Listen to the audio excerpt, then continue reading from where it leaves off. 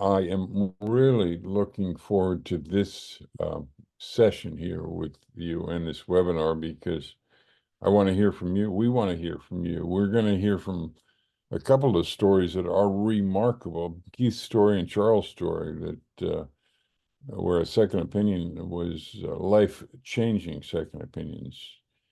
Um, and, it's second opinions are kind of interesting because sometimes we are concerned about getting a second opinion, concerned that maybe we'll offend somebody, offend a doctor or something, but um, you should always have the courage to seek second opinions.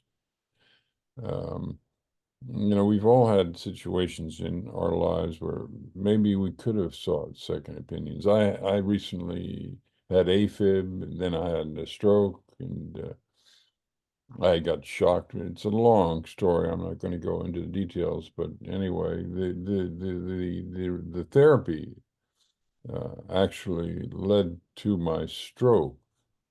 And so, in retrospect on that, I wish I had gotten a second opinion on that. So, there'll be times in our lives where second opinions are important. And I think you can always, if you communicate with your doctor with the proper humility, you he'll welcome a second opinion. I hear stories about doctors that have a chip on their shoulder, if you will, but the ones that I've run into, I've not had that issue, and so we encourage second opinions. Um, so I also wanted to mention too that one of the things that we have done is we've set up a series of awards to honor folks, doctors, patients, who have led the charge on active surveillance. And this whole being chair of Active Surveillance Patients International has been probably for me, the most important thing in my life. Is, I've ran companies and I've been an attorney, but not affected men's life in the same way that I now am. And so these awards that we give, and two of the ones that we just gave were very touching, and they've been posted. And I'd suggest that you go to the website events and then click on awards and look into them, because those two that we gave, and we gave a third one that's not been posted yet, but soon will. Those awards are like a primer on active surveillance, and very interesting. Um, so I also did want to mention too that we have a very close relationship with ANCAN, and ANCAN has a wonderful support group on active surveillance. And Howard, who's on this call here, is very active in that. I was involved with that too early on, and strongly recommend that you check that out. I also strongly recommend that you check out Howard's newsletter, The Active Surveiller. So with those words, I'll introduce Howard. Howard, you're up. Howard Wolinsky. Well, good morning or afternoon, wherever you are. In fact, if you think of it, if you could put your location next to your name, we'd like to know where you're coming from, because this group, which Mark and I and two others started, I think back in 2018, has reached thousands of men in over 40 countries. So I'm a big map fan, so I like to see where you're coming from. Um, and also, if you have questions, you can feel free to put them in the chat box. But we'll also call on people uh, after our presentations. So the subject today is second opinions, and the title is, in our opinion, you should get a second opinion. And I have to say that many of us, probably most of us, would not be here today if it hadn't been for second opinions. I started on this so-called journey 14 years ago in June 2010. And, my PSA was up, and my family doctor got twitchy about it and sent me out, I think now too quickly, to see a urologist who was hungry and in a hurry. I mean, so bottom line, and no pun intended there, I ended up with a single core of Gleason 6, 1 millimeter. And my wife and I met with the doctor. I call him the notorious Dr. RP. The RP standing for his actual initials and also his favorite procedure, radical prostatectomy. He gave me the usual bit, good news, bad news. The bad news was I had cancer. He didn't point out to me that I had low risk cancer. Then he gave me the good news. The good news in his mind was he had an opening in his operating room and he could, quote, cure me the next Tuesday. I had already done a bit of homework at that point. So I asked him in 2010, what about active surveillance? He said, I don't support that modality. So, but I was in sort of a unique position because I was the medical editor of the Chicago Sun-Times. And as my PSA went up, I had done some checking around and found basically a second opinion program at the University of Chicago. So I went there, and you should know that the doctors there are salaried. So they get paid the same whether they do surgery or they don't do surgery. So they didn't have an incentive to do surgery on me. So I went to see Dr. Scott Egner there in 2010 after the first doctor said, it was like an emergency. I should get the prostate out. So I saw Dr. Egner, and he said to me, I think you're actually the poster boy for active surveillance. In fact, he said he would go so far as to predict that I would not need surgery, but he predicted also the cancer wouldn't grow in the next 10 years. Well, in fact, he was more or less right. In fact, after I had subsequent biopsies. In those days, they did biopsies every year. But the cancer was never seen again, and it hasn't been seen since. I had a bad prostate day back in 2010 that, sort of altered my course. But by getting a second opinion, I spared myself from having surgery or radiation and potential side effects. So in preparation for this meeting, I asked a couple of doctors that I know, about second opinions. In fact, they had different opinions about second opinions. I talked to Michael Leapman, who's the head of the program at Yale University. He's, in his opinion, second opinions are not obligatory, but they make sense in certain circumstances. For example, he says if somebody has a high volume Gleason 6, second opinion makes sense. Other doctors well, and he also told me within their program at Yale, they have a lot of expertise and they all look over each other's shoulders. So in effect, patients are getting a second opinion. We through the ANCAN support group, which Mark had mentioned, usually advise people to go somewhere else for a second opinion. to avoid any kind of personalities playing in. And so I talked to Ming Zhao about second opinions. He just recently moved down to Mount Sinai in New York. And I'll quote him. He says, everyone diagnosed with a Gleason 6 or a favorable Gleason 7 should get a second opinion on pathology and MRIs and management plans, especially when they are deciding between AS and definitive treatment. I also spoke I asked my own doctor, Brian Helfand from the suburbs here in Chicago.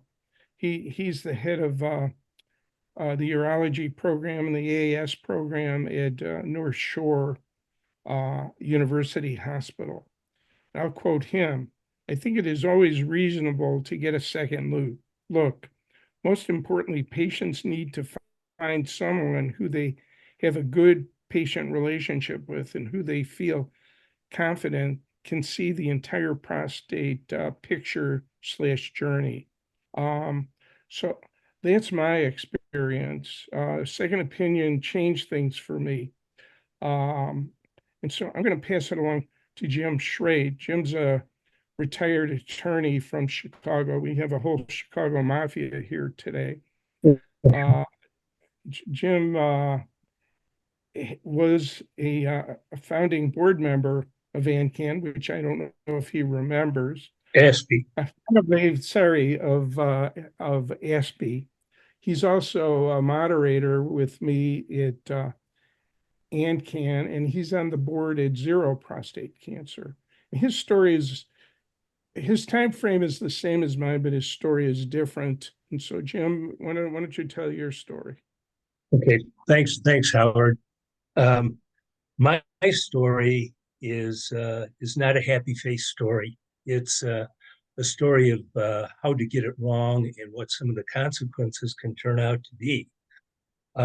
In January of 2010, I was 58 years old, and I was diagnosed with prostate cancer following a biopsy as a result of a rising PSA. I was diagnosed at a prominent Chicago medical facility and went there expecting, and center of excellence, really. And I went there expecting that I would receive the best medical care available. First mistake. The results of the biopsy came back, and my urologist called me, and he said, well, we found one core with cancer in your biopsy out of 12. Back then, they were doing predominantly 12-core random biopsies, which is exactly what I had. So there was one core, and it was mostly Gleason 3 with just a tiny bit of Gleason 4. And my reaction after having done some reading and research was, I said, well, okay, fine, I'll see you in 6 months or a year. And he said, not so fast. He said, because of the 4 and because of your age, we're recommending surgery or radiation. And we want you to come in and we're going to talk about that. So I don't know, a week or so later, I went in, and the same story. In the meantime, I had done a little bit more reading on active surveillance, and I asked them about that, and the reaction was absolutely not, because you've got Gleason 4, and because of your age. And, the age thing is something that really sticks in my craw to this day, because you still hear it out there. We still hear guys come into the active surveillance meeting who are younger, and they say, well, we want to treat you because of your age, because you've got the most to gain from a longer life free from prostate cancer if we cure you now. Well, there's another school of thought that I subscribe to, which is that you've got the most to lose, because you've got more years of dealing with the miserable effects of radical treatment. And it's not a walk in the park, believe me. So anyway, I went into the meeting, and by the end of that meeting, I was signed up for a radical prostatectomy, robotic prostatectomy, about 2, 3 weeks after the meeting. And the one thing that I was having difficulty with at that point was that my urologist was new to the robotic procedure, had not done very many of them, and I wasn't entirely comfortable with this. So I got a second opinion from someone else at the same institution, also a surgeon who did the open radical prostatectomy. And I basically got the same answer from him, surgery or radiation, and those are really your only options. So I thought, well, center of excellence, world-renowned surgeon, I'm probably getting good advice here. So I went ahead and scheduled an open radical prostatectomy, which I went on to have in March of 2010. At that time, MRIs were not widely used, and there was not really a lot going on with second opinions on biopsy slides. I didn't have an MRI, and I did not have a second opinion on the biopsy slides. Now, what's different today, in my opinion, is I believe both of those things are absolutely essential. MRI now has evolved to the point where you can actually, in some instances, avoid biopsies. And a second opinion on biopsy slides, I will go to my grave wondering what that might have shown, because there was very, very little for. And we've seen guys come back after a second opinion with, it's all 3. It's not 4 after all. And so I think that is absolutely essential for everyone to do. So a couple mistakes right there.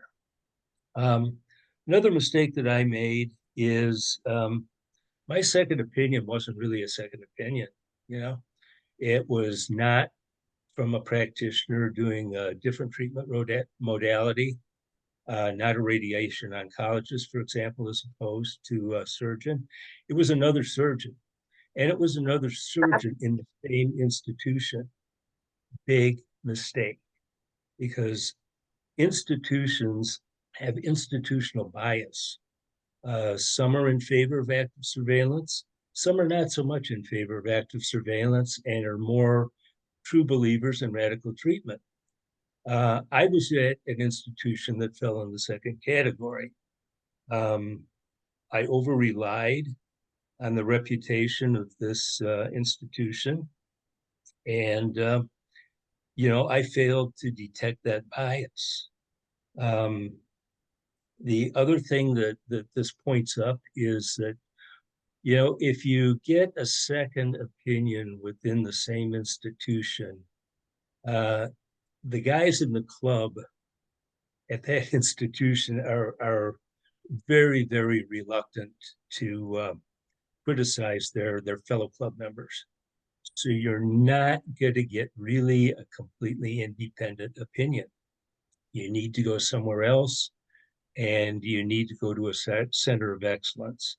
Had I, like Howard, gone to Dr. Regner at University of Chicago, I may have had an entirely different outcome, and I wish I had.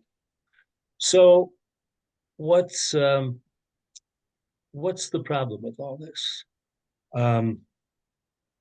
After surgery, I suffered with the side effects of that surgery, which were vastly different from what had been described to me.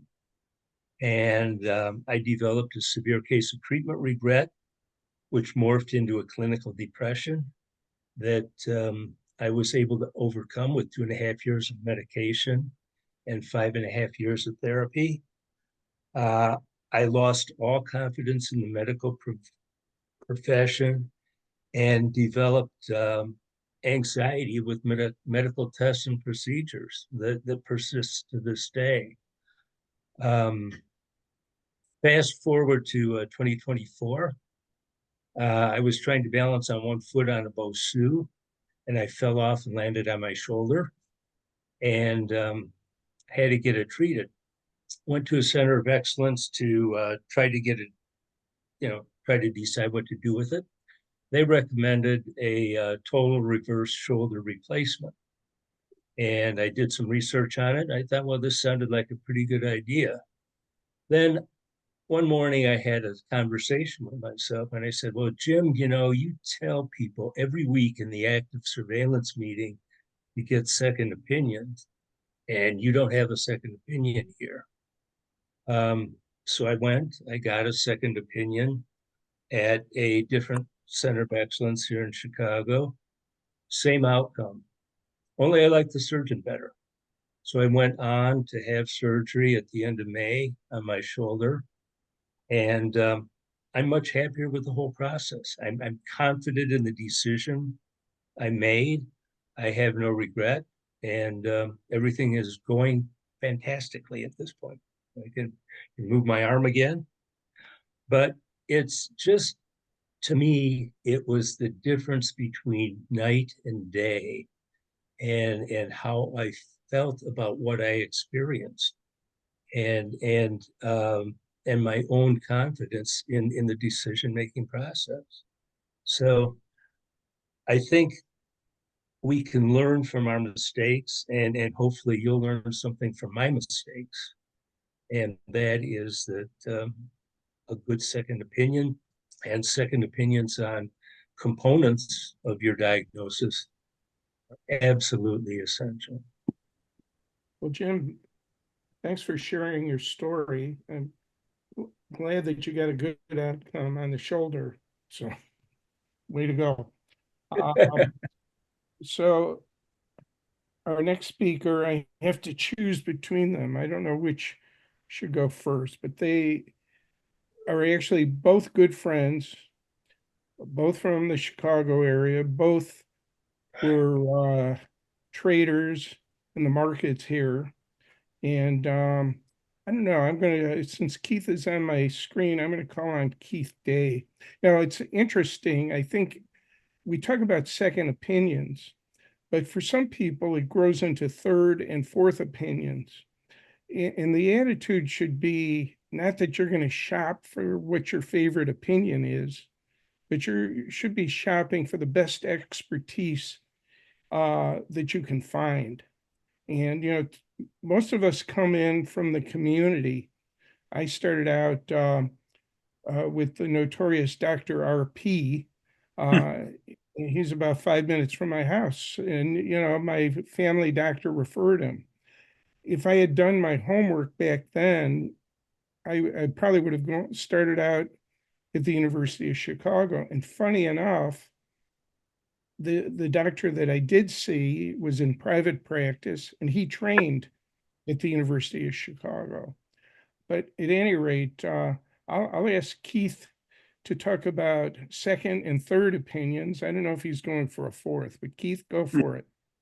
All right. Thank you, Howard. I really appreciate it. Hope everybody can hear me okay. This format is pretty new to me.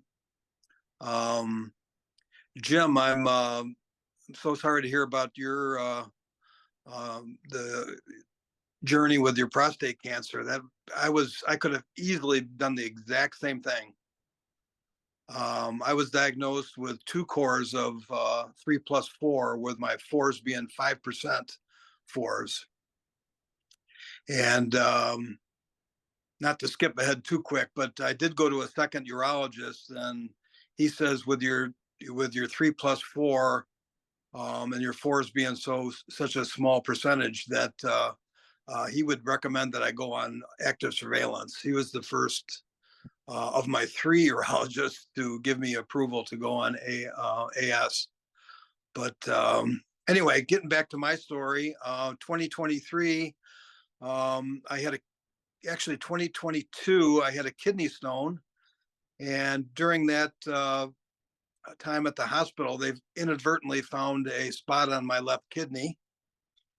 So, and they let me know like 3 months later that, hey, by the way, you got a spot on your kidney.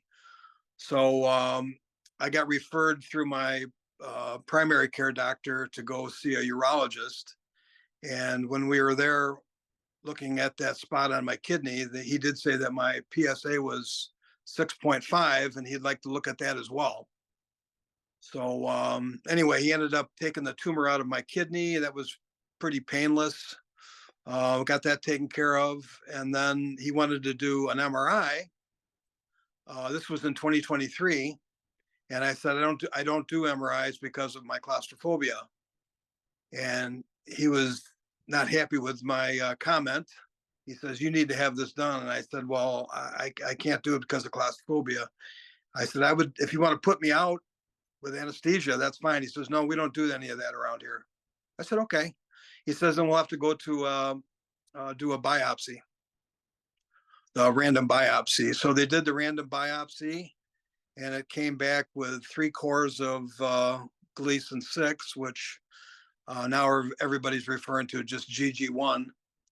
And then, and I had 2 cores of Gleason 7, 3+4 GG2s.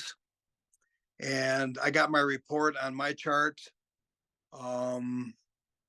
looked at it fairly close, and then did a deeper dive a little bit later. And then on my next meeting, I said, I see I have 3+4 = 7. He goes, yeah, you're lucky you got that, not 4+3. So at that point, I just started learning about Gleason scores. And so at that point, he was talking surgery, but because I was 70 years old, he says, I think you might be on the borderline, and I think I might recommend radiation. And early in the process, of course, I said, whatever you say, doc, I trust your opinion, and we'll do what you got to do. I've learned a lot since then. So my next visit was with my wife, and her and a few other family members were all about having the prostate removed. And at that time, the doctor kind of changed his tone, and he says, yeah, you could have it removed. That would be okay. You're on the border, but that would be all right. So everybody was on board of me having that removed. My sister was, you need to go at this holistically. So I was kind of torn in between, and I certainly didn't want surgery. I did end up going seeing a radiologist just for a consultation. He did, while I was there, he did a DRE on me, digital rectal exam, and said that, oh, you're smooth, your prostate is smooth, which I guess that indicated that he couldn't feel a tumor or anything, which I guess is good news. So anyway, around that time, my friend Charlie, who's up next, found out that he had prostate cancer, and he went through his process, and he got, after his biopsy, I said, hey, what's your Gleason scores? He's like, what the heck is that? So ever since that moment, Charlie and I have done a very deep dive into prostate cancer, and we've learned quite a bit.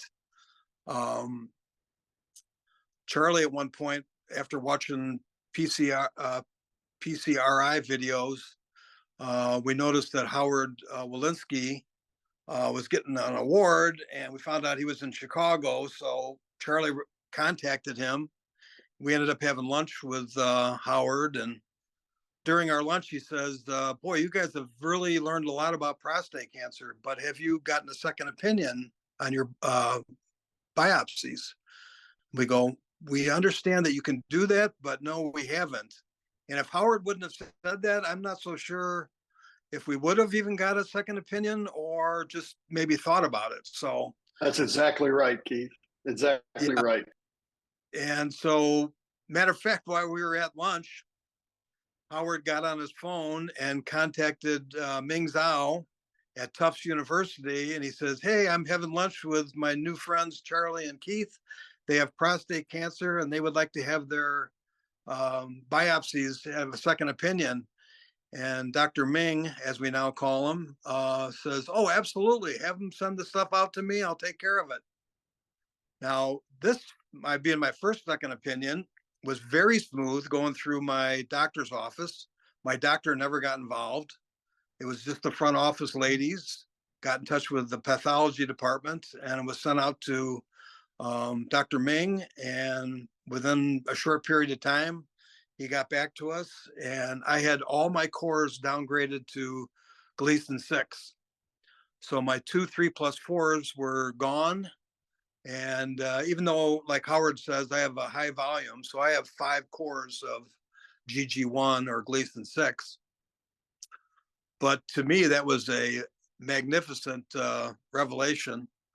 Matter of fact, Dr. Ming was so great. And again, if Howard wasn't involved, I don't think Dr. Ming would have he ended up calling me to talk about the review. I don't think most people are going to be able to have that type of advice. But anyway, Dr. Ming called me, and I thanked him profusely for the downgrade. And he says, "Hey, Keith, let me just tell you," he said, "this could have easily gone the other way, because I've seen that too. It's not always downgrade, but yours definitely got downgraded." And he actually told me that he had a coworker, brother-in-law, that he had to upgrade. So it doesn't always work out that way, but I was extremely pleased, of course. So hopefully maybe I can wrap this up here in the next 5 or 10 minutes. But so anyway, that was my second opinion. Great news. And then by that time, I've done a lot more research, Charlie and I together, about prostate cancer and slow growth. And if it's still contained in the prostate, that's a good thing, especially at our age. And it's probably been growing for 10 years or more. Anyway, then I went to my third urologist, which is Howard's urologist, and got an appointment with him. And he wanted to do an MRI. And I said, "I don't do MRIs." And he smiled at me. He goes, "Oh, you will. Don't worry about it." He says, "There's a hospital nearby that does it with anesthesia or with anesthesia." So I ended up doing the MRI with anesthesia. It was really smooth. Everything went well. And I got my results back. And for you people out there that are familiar or aren't familiar with PIRADS, there's PIRAD score on the lesions that are spotted in the MRI. Some MRIs come up, they don't see any lesions, so they don't rate them.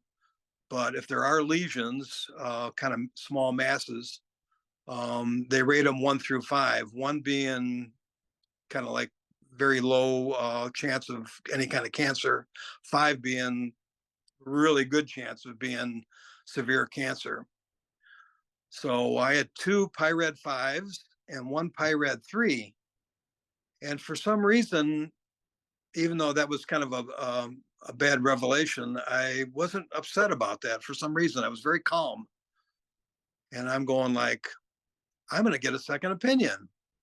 So I didn't even contact Howard. I contacted Dr. Ming Zhao, and I said, "Dr. Ming, who would you recommend to do a second opinion on my MRI?" He immediately said, "Dr. Andrew Rosenkrantz at NYU Medical Center in New York." So I do things a little differently. So I actually did a handwritten note, found out where Dr. Rosenkrantz's office was in New York. And I did a handwritten note, and on the envelope, "personal and confidential," I said, and inside I said that Dr. Ming recommend to do my MRI. They found out that I had 2 PIRAD 5s and 1 PIRAD 3. Would you be interested in doing a second opinion? And he said, "Absolutely."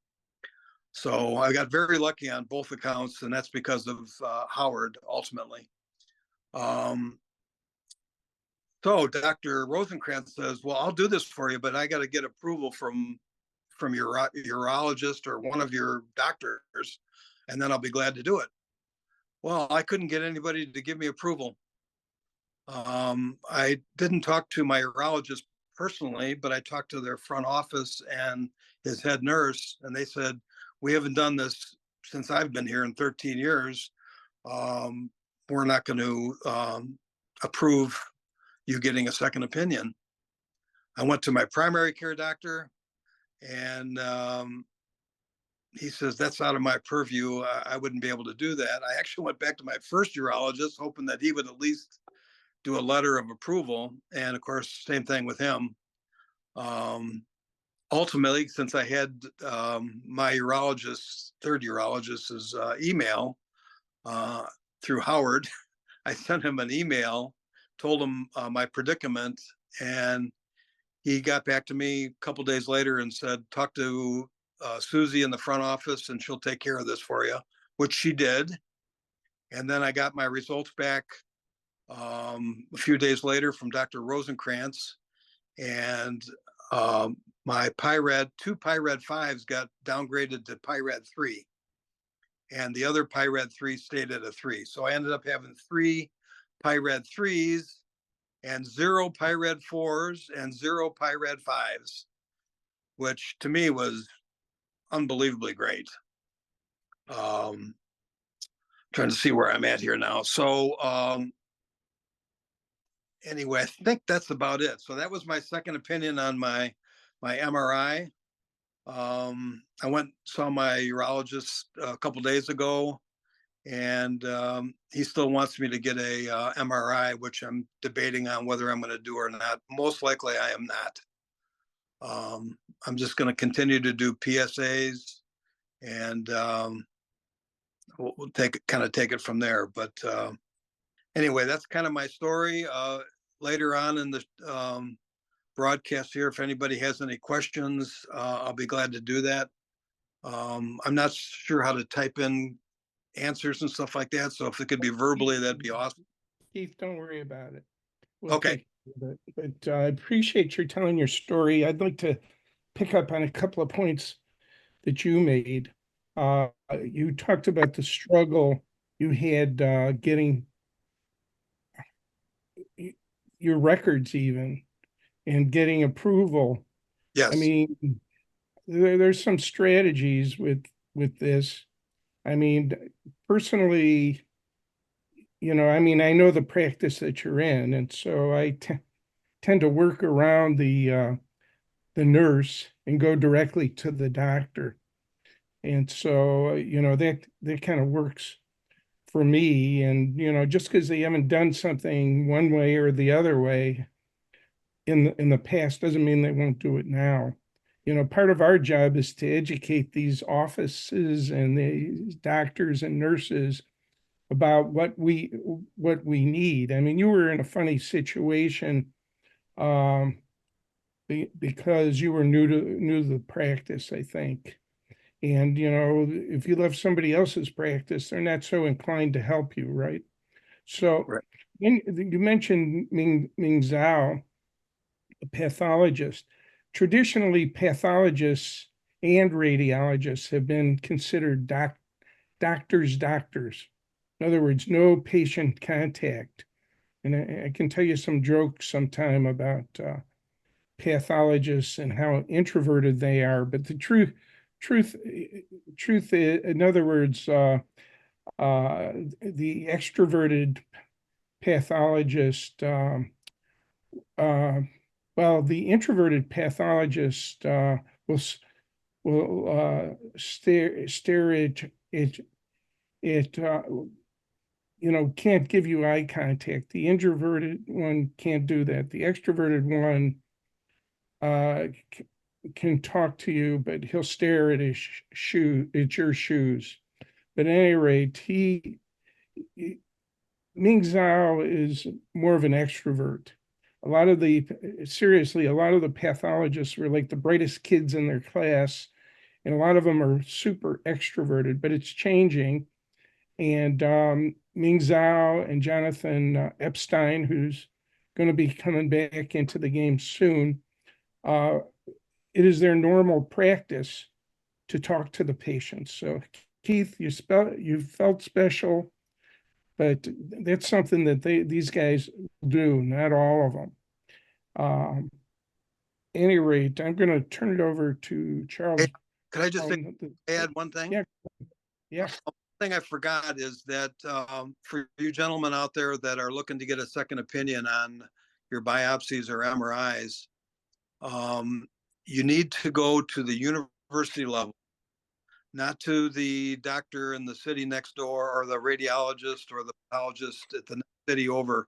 You need to go to the university level. East Coast, West Coast is what I've learned along the way. Mark Scholes, who's with PCRI, recommends West Coast universities that do the prostate second reads, and also there's the East Coast. But and also Dr. Scholes on one of his email or one of his videos said that a radiologist needs to look at an MRI reports or MRI imaging at least 1,000 times before they become good. So I'm thinking that my radiologist that did my MRI has not done 1,000 image reviews. And okay, that's about it then. Thank you. Yeah, Keith, turn it over to Charles now to tell your tales of the prostate. Tales of the prostate. That's funny, Howard. Thank you. Hi, folks. My name is Charles Brown, and like Keith and Howard, I live in Greater Chicago.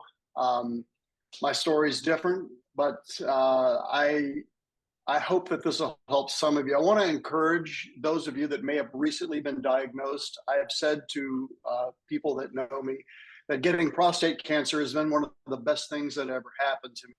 And I know that sounds strange, but here's why. Number one, it enabled me to deepen my faith. I'm a person of faith, so I knew that I couldn't get out of this on my own. Number two, it enabled me to be more sympathetic to people that had more serious conditions than I had.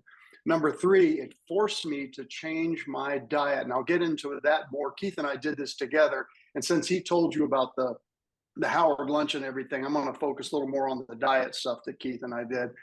And the fourth thing is it enabled me to do things like I'm doing right now, which is to share my story with you as one of encouragement, that there is a path to the other side of this, and to keep the faith and be strong. So I have had almost flawless health my entire life. In 2017, my PSA rose from 3.5 to 4.5, and I started annual PSA testings.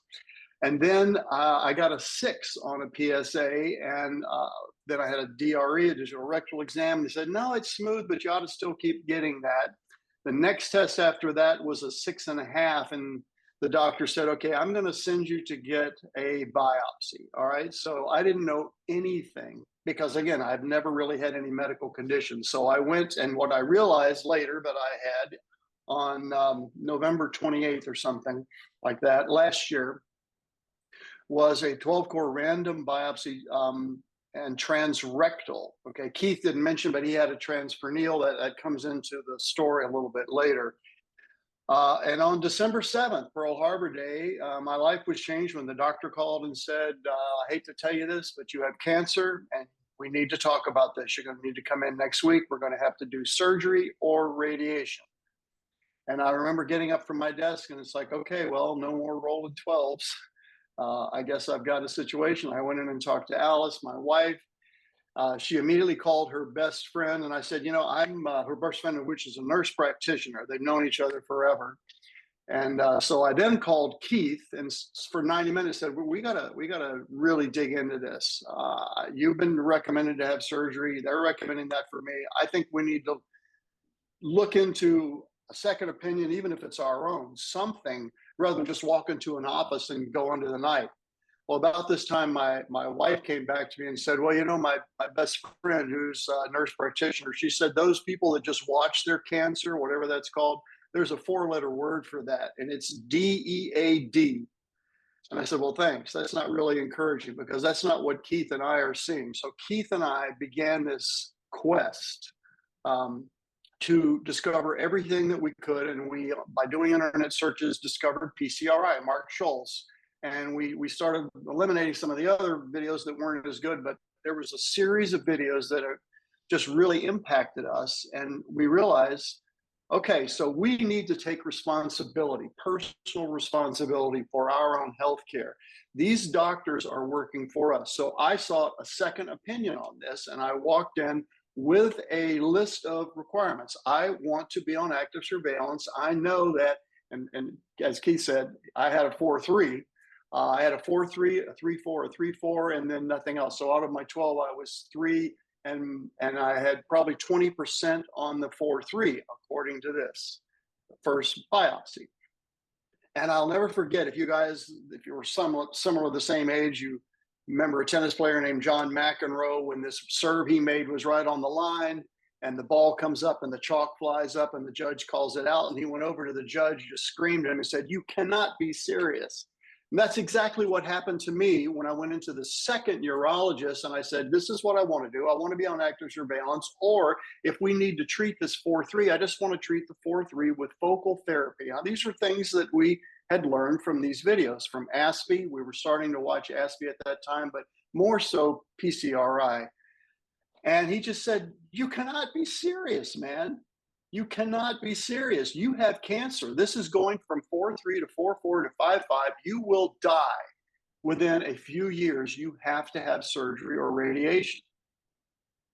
And I just sat there and said, I'm not going to accept that yet. I'm not going to make a second appointment. I'm going to go back. So I went back to Keith. And first of all, I have to say again, if you are watching this video and you don't have a buddy that you can talk to, you need to find one. It worked out well. Keith and I are almost the same age. We both traded at the Mercantile Exchange, as Howard said. So we had a lot of simpatico there, and we were determined. Again, if you're a futures trader, it's all about risk. All right. It's too risky to take some trades. It's too risky to not take some trades, because those can end up being the huge ones that pay off.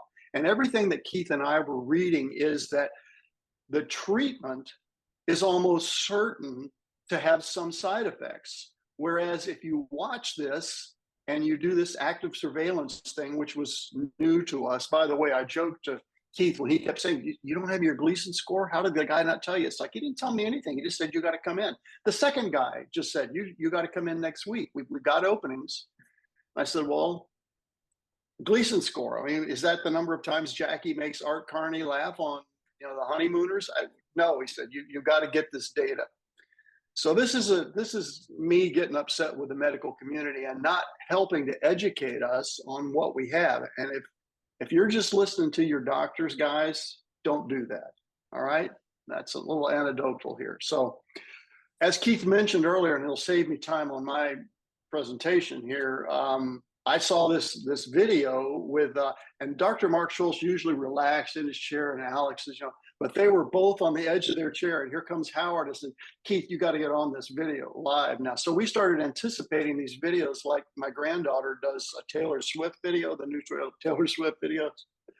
This Howard guy, and he's got a 312 number. We got to connect. And Keith told you that, so I won't go into that anymore. But we both, Keith and I, sent our pathology to Ming Zhao, and as you know by now, it was downgraded. And I said to Keith, some people are going to say to us, "Well, how do you know the second opinion is better than the first?" Okay, well, so the research that I had done on him, and Ming Zhao is all over the internet, this guy has done thousands of pathology reads.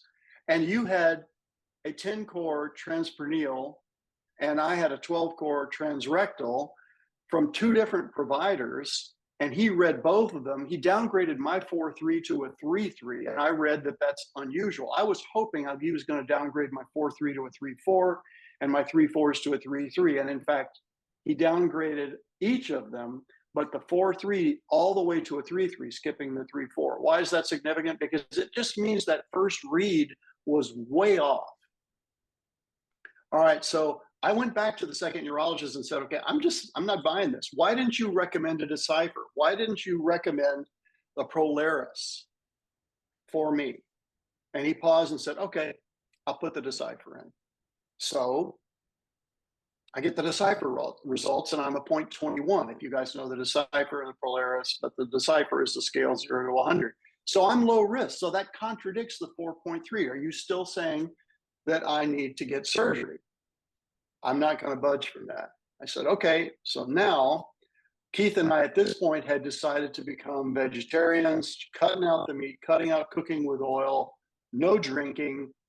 For me, no caffeine. I mean, just really diet cleanup. I went and saw a doctor, nutritionist. And I said, you were recommended to me because apparently you have a lot of prostate cancer patients. He said, yeah, I've had 155 in my 23-year practice. Okay, so if you have that many, you know something about this. He said, let me just be clear with you. I can't cure cancer, but what I can do is slow it down with the supplements, because I haven't had anyone that's been through my practice that has then had to go on and see their Gleason score accelerate to a 4.4 or 4.5. Okay, and so I said, okay, I'm gonna take part in that. I sought out a third urologist because I knew the first two were not what I would just not wanted to hear. And so the third guy said, I'll take you on as an active surveillance because I've got a 4.4. I've got a 4.4 and I got a couple or 3s, Gleasons, like you. And I said, so do you know who Daniel Schraidt is? He said, yeah, I know. This guy in Cleveland, again, would not have known any of these people's names had we not been watching videos from ASPI and from PCRI. And he said, yeah, I know. The trend is moving. He's talking to me now toward more active surveillance, but that means active. And you're going to have to get an MRI. Well, as Keith mentioned, we're both very claustrophobic, and it was tough to get that MRI, but it took a month to get the medical approval. It cost a little bit more on the deductible, but I got it done. And they said, we're going to cook you in here. We're going to keep you in there 75 minutes. You're a 4.3. We're going to see what we can find. I said, I don't care. I'm going to be out. I got up from that, went home, slept it off, woke up, looked at my phone, and there's my result. Nothing. Nothing. They could find no trace. And the conclusion read, we understand you were diagnosed with a 4+3. We can find no trace of cancer. You should still continue to monitor it, et cetera, et cetera, et cetera, et cetera. Okay, I'm going to do that. So what if I had listened to the first guy or even the second guy? So I'm going to be an advocate not of second opinions, but of third opinions. And multiple tests. This, to me, and again, I'm speaking for myself, this is a very tricky cancer to diagnose. And this is my summary. Take control of your case. You are your case manager. That's what I learned from this. 2, get a buddy. I probably would have had my prostatectomy if Keith and I hadn't been doing this together and determined to find the truth out about our conditions. Number 3, I gave you my 4 reasons why this is the best thing that's ever happened to me. When I sold my company the first time, in 2014, my weight was 234. I'm 187 today, complete vegetarian, cleaned up my diet. I just had a colonoscopy, got the results yesterday. Instead of the normal 3 polyps, I only have 1. So now I'm out to a 7-year renewal. I don't know, guys, if that's just an ironic thing, but clean up your health. I have a trainer. If you were on for the ASPI, I think it was 2 months ago, Howard, you guys had that trainer in here and talking, and I'm going, rah, rah, rah. Work out your body. Get healthy for all the right reasons. Now, obviously, if you have a Gleason 5.5 and your PSA is 100, that's a different situation. But my experience is this, and I'm gonna read this because Keith and I were dialogue on this, and he probably didn't want to say it, but I'm going to.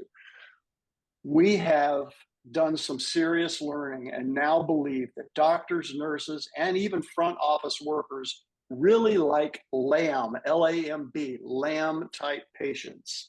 They don't want them to complain. They want them to do exactly what the doctor recommends and never complain about complications from any procedures or surgeries, or for that matter, don't complain about your diagnosis. Just take the results, good or bad, and take more pills and shut up. That's what I think right now about the medical community. I am glad they're there, but they work for us. Take responsibility for your medical condition. Find out everything you can about your unique PCA diagnosis. And I wish you the best. Thanks for listening. Well, Charles, thanks for sharing your story. And we're going to move on to other people sharing their stories. But I wanted to, somebody had asked our ages, and you know, I'm 76. Jim, how old are you? 73. 33 times 2 plus what? 70. I'm sorry, 74? Didn't hear you. Charles, how old are you? Oh, I'm 69. Okay, and Keith, how about you? I'll be 72 on my next birthday.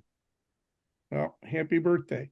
So the person who asked that, I think, was just trying to see what stages we were in our lives. So I think fair enough. Let's see. Somebody here also had asked where Dr. Epstein is. And for the most of you probably have heard of Dr. Epstein. He was like the top gun for pathologists, and suddenly he disappeared in May of last year.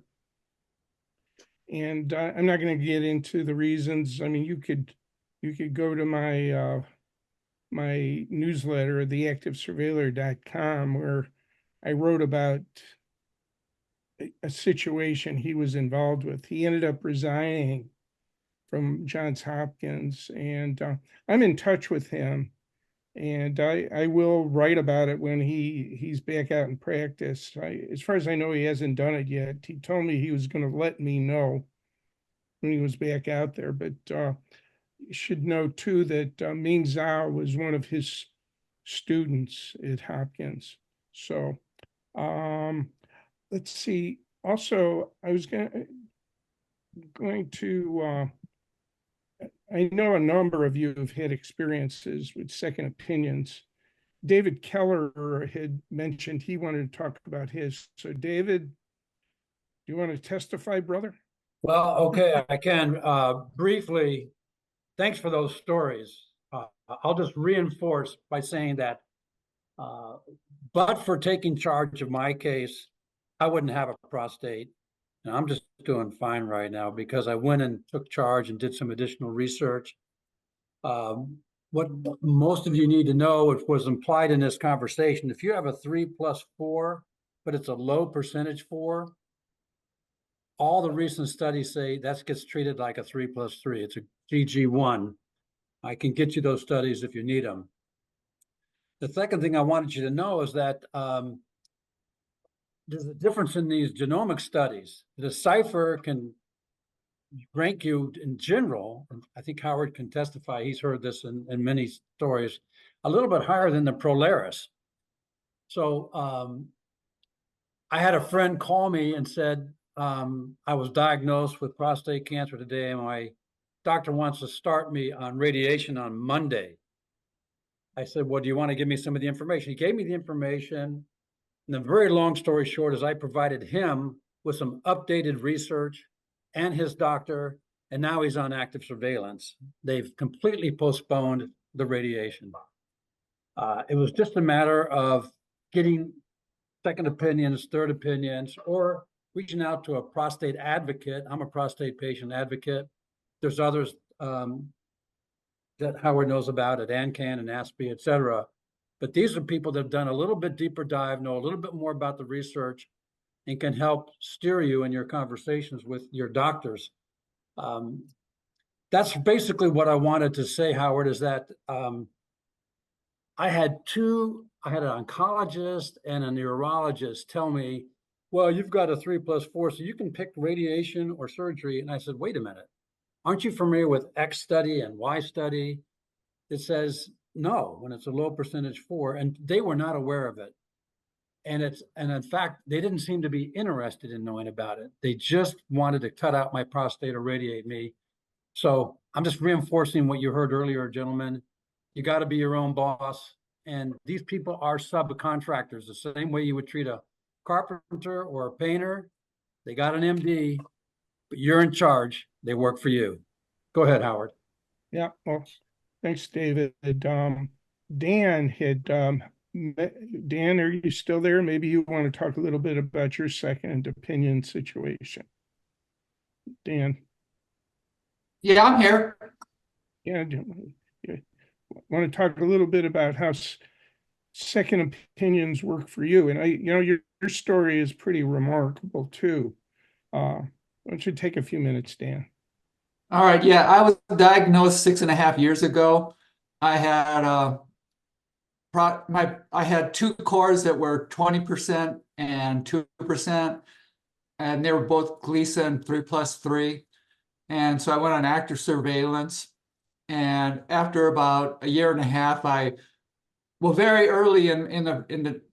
very early in my story, I had gone to support group meetings, and I heard Dr. Charles Sneffy-Meyer say that tell his story. He kind of defeated his cancer with on diet and exercise. But one of the things he said that really affected me is what he said, that omega-6 adds fuel to the fire. And so after that, I started omitting the foods that are high in omega-6, which includes a lot of cereals. Anyway, and I started adding the good omega-3. And about 1.5 years, I pretty much went to a more vegetarian diet. Not so much a vegetarian, I just kind of omitted the meats. And also I went for dairy product for cream for my coffee. I use flax milk. Flax milk is high in omega-3, the good omega. And anyway, it's been 5.5 years, and I hadn't had a second biopsy, and I'd learned that I probably should have biopsies more often than that. So went to my urologist, and I suggested I might have another biopsy. He was not in a hurry to do so because I kept my PSA low. And then we did I had an MRI, and the MRI came back that I had 2 areas that were PIRAD4. So now my doctor is, going along that I should have another biopsy. And so he does the biopsy in his office. He does use what is transperineal. He used what he calls cognitive fusion. Basically what that means, he uses his own skills to kind of detect where the PIRAD4 is. And I had 2 areas that were PIRAD4. So I had 20 cores taken. I had 2 of those 20 cores, 2 cores were taken in each of those 2 areas that were considered PIRAD4. And the results were, of those 20 cores taken, they didn't find cancer in any of them. I got a second opinion from Dr. Ming Zhao, and he confirmed the biopsy of no cancer detected. And that's primarily where I'm at right now. I'm basically 6.5 years into this, and I believe in the diet thing. That omitting the meats, omitting, like I said, I avoid the omega-6, and and exercise, and that's pretty much my story. Well, nice turnaround, Dan. Thanks for Thank sharing. you. Jeff, you said you wanted to share your story, but also, Jeff, feel free to point out anybody I may have missed who has a question that's relevant. Okay. All right. Well, good morning, everybody. I guess all of our experiences in regards to the original diagnosis of prostate cancer can be interesting. I started with an older urologist in a private practice, and he diagnosed me after a biopsy in his office about 13 years ago. He diagnosed me as a 3+3. After the procedure, I went into his private office, and he looked at me and he said, "You have nothing to worry about." But a year later, his practice was sold, and another urologist came in based on the same biopsy of 3+3, and told me, and the PSA is all at that time was about 4. That's 12 years ago. the new urologist said, oh, within 5 years, you're going to have a prostatectomy. So I left that and went to my wife and said, we have to get a second opinion. Don't know why I did it, but it was just night and day. So we went to a local institution, large university, and had another biopsy, 3+3, all low volume cores, no history of prostate cancer in my family. Genetic tests might be interesting for any of you. And then sat down with that supposed chief of urology, and he told my wife and I how famous he was and how credible he was, and he also said, yes, I think we should you should have a prostatectomy. And of course my wife began to argue, and he said, how dare you argue against me, an honored scientist? Well, we ran out of there. I went back to my primary care physician, and he referred me to San Francisco UCSF, where I've been ever since. If you will, maybe a third opinion. The Gleason score has never changed, 3+3. With my age, I have been diagnosed with BPH like Bill. My PSA is around 10. My latest MRI, one of the two original lesions from my first MRI at UCSF about 8 years ago, one of the two lesions is no longer visible. Like Charles, I have gone on to a more conservative lifestyle. I've limited my drinking, being Irish, whatever. And I exercise like hell whenever I can. So I recommend I use a Mediterranean diet, rarely have beef. I know there are several balances to lifestyle. You've got to consider your nutrition. When I first went on a diet, I eliminated meat altogether. And after some blood work, it was determined that my B12 and my calcium were low. So I changed my diet slightly to the Mediterranean diet. Like many men, I am very thankful for ASPI. It's a wonderful organization. We do great work in education. Howard, you're an angel, keeping us going. And one last story. When I was looking for a urologist, one of my friends at church said he had recently had a prostatectomy. And I said, how did that go? He said, well, I'm really impressed by this urologist because after the surgery, he came into my room wearing a white cape. And I said, a white cape? And he said, yes, he wore a white cape and told me he was his angel. I'll leave it at that. Thank you. Yeah, thanks, Jeff. Grant Thompson brings up sort of it's not so much of a second opinion issue, but he's bringing up this whole debate that's actually been going on for a long time about whether grade group 1 or Gleason 6 is actually a cancer. And he asks, he quotes Mark Schultz about this, that Gleason 3+3 is not a cancer and is more of an abnormal cell type in the prostate. He also is of the opinion that 3+3 does not morph into cancer. And Grant, you got it right. Your memory is correct. Personally, I've been involved with my second urologist, Dr. Egner at the University of Chicago, and several other doctors promoting the idea that they need a new definition of Gleason 6. It needs to be redefined as a non-cancer. But there's a lot of debate about this. There's a lot of concern, I'll call it legitimate concern, that patients will drop surveillance if they get redefined as having not having a cancer. Although we ASPI and ANCAN and Canadian groups did a survey of 450 patients, and 83% of them said if the cancer were redefined, they would continue on surveillance. Only 5% said that they would quit surveillance. Some doctors are worried about being sued.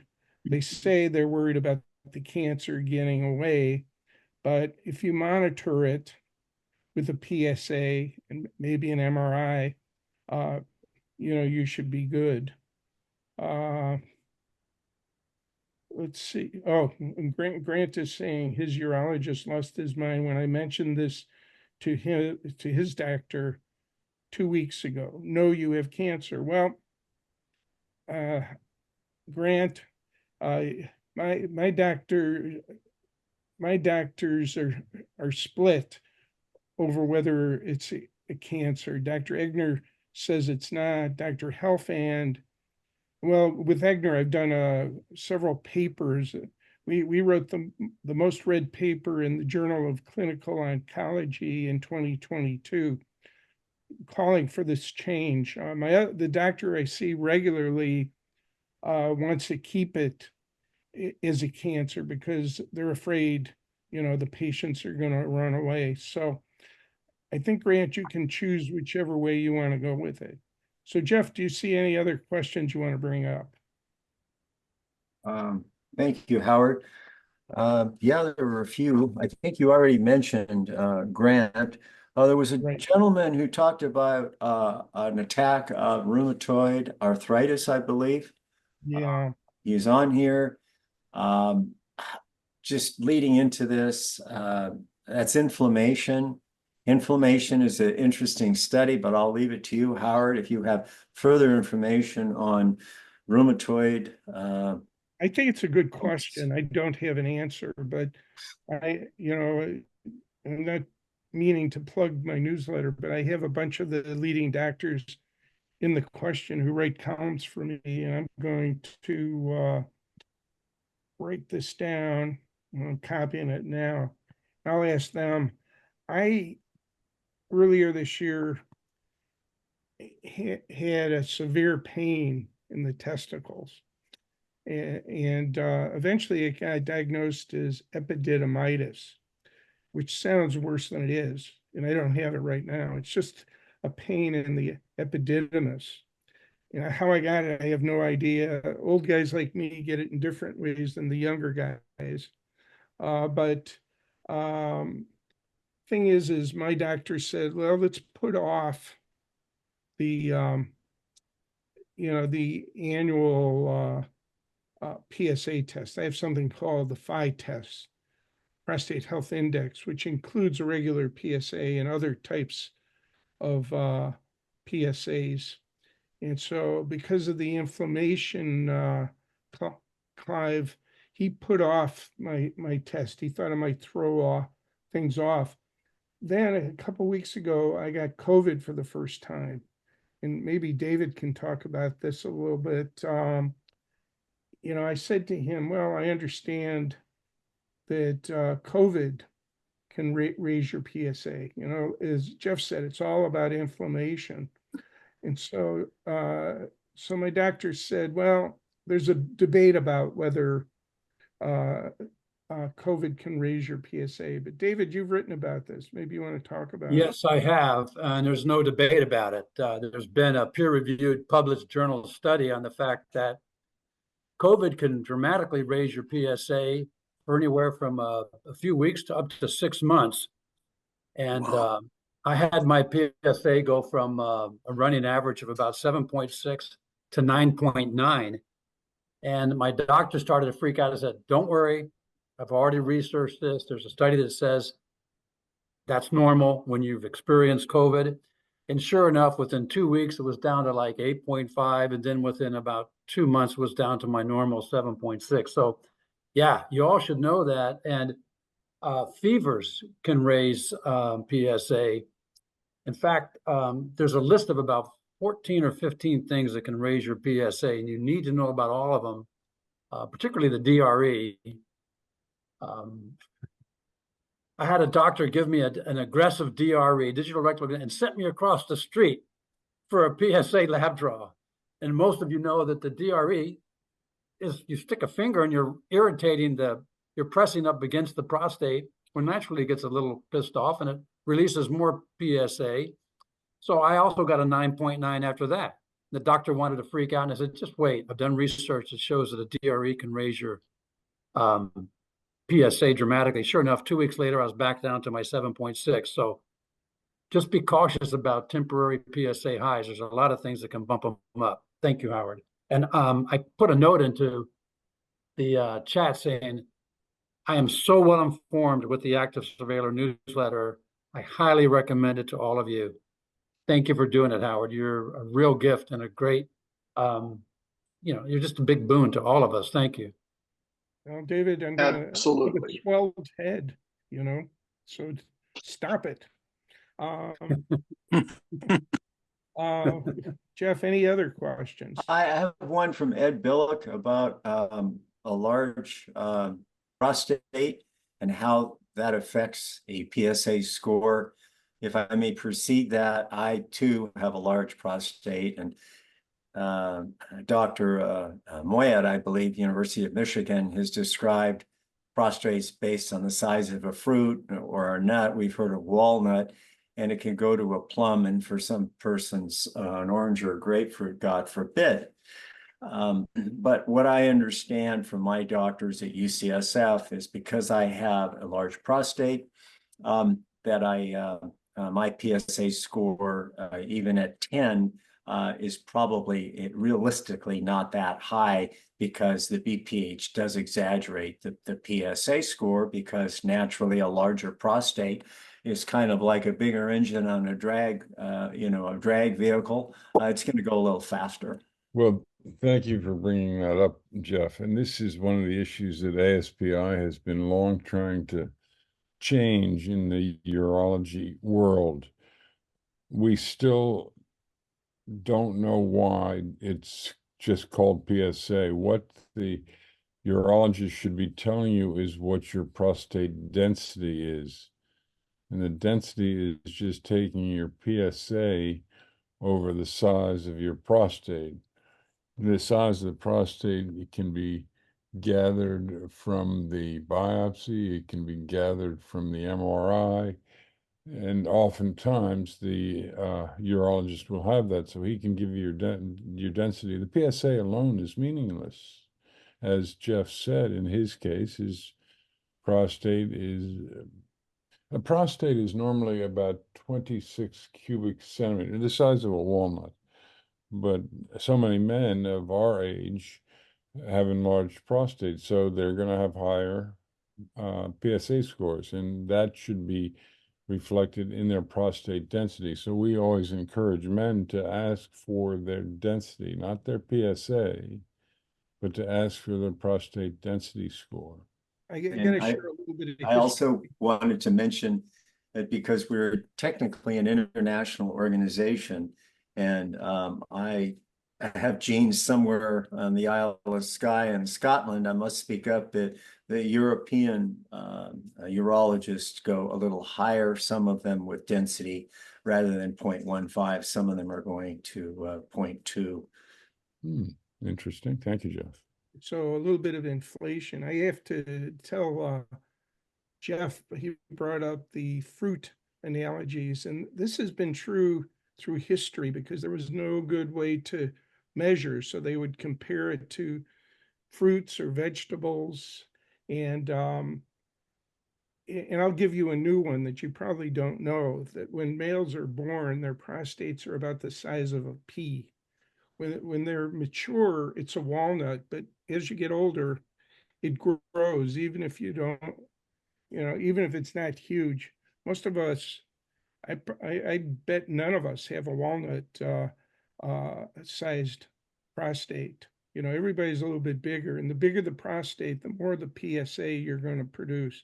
I got to remind everybody, we're not doctors here, so check us out if you need to. So Jeff, any other questions? Yeah, we have an interesting question from here. A gentleman was Tim Ballon. And Tim, if I said your name wrong, forgive me. Having to do with a higher PSA after a biopsy. Yeah. Higher PSA after a biopsy. That's normal. Yeah. Yeah, and other things, the ejaculation will will increase that. Some bike riders have, and studies have indicated that riding on a hard bike seat will do the same. Another guy, another Chicago guy, there's a lot of us, was telling me how his doctor did a digital rectal exam on him and then sent him over for a PSA. And that's just so wrong, because he ended up with an elevated PSA. So all I can say is be careful out there, guys. Anybody else? Because we're coming up to about the time we're scheduled to Howard, end. are there chemical changes due to it? One gentleman, Jim D, has asked about Avodart to shrink the prostate, and I believe there are some treatments that some men have taken, perhaps hormone that would shrink the prostate and perhaps affect the score. Well, you know, we have an expert on that here, Dan in Idaho. Dan, do you want to talk about these drugs?